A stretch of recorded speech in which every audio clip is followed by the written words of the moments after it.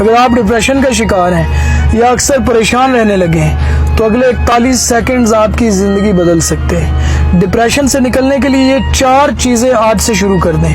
پہلی چیز تو یہ ہے کہ آپ کو ایکسیپٹ کرنا پڑے گا کہ ڈپریشن ایک بیماری ہے، اس میں مبتلا ہے اور اس کا علاج ممکن ہے اور آپ علاج کے بعد مکمل ٹھیک ہو جائیں گے، یعنی ایکسیپٹنس اور یقین ضروری ہے۔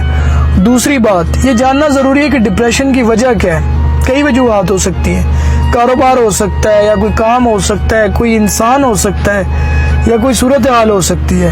خیر جو بھی وجہ ہے آپ نے اس سے کچھ عرصے کے لیے بریک لینی ہے اور خود کو کسی دوسری طرف مصروف کرنا ہے، کسی بھی دوسری ایسی چیز میں جسے کر کے آپ کو اچھا لگے، جیسے کوئی سوشل ورک ہو سکتا ہے، کوئی ایکٹیویٹی ہو سکتی ہے یا کچھ بھی۔ مقصد یہ ہے کہ آپ اپنی روٹین تبدیل کرنی ہے، جم شروع کر دیں، ایکسرسائز شروع کر دیں۔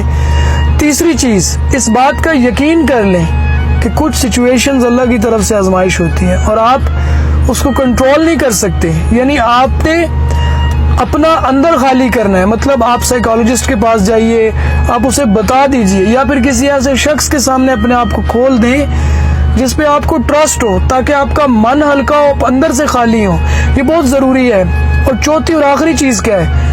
لمبے لمبے سانس لیجئے، انہیل اینڈ ایکسہیل سلولی، اور رات کو 7 سے 8 گھنٹوں کی نیند لینے کی کوشش کیجئے۔ کچھ ہی دنوں میں آپ بہتر محسوس کرنے لگیں گے۔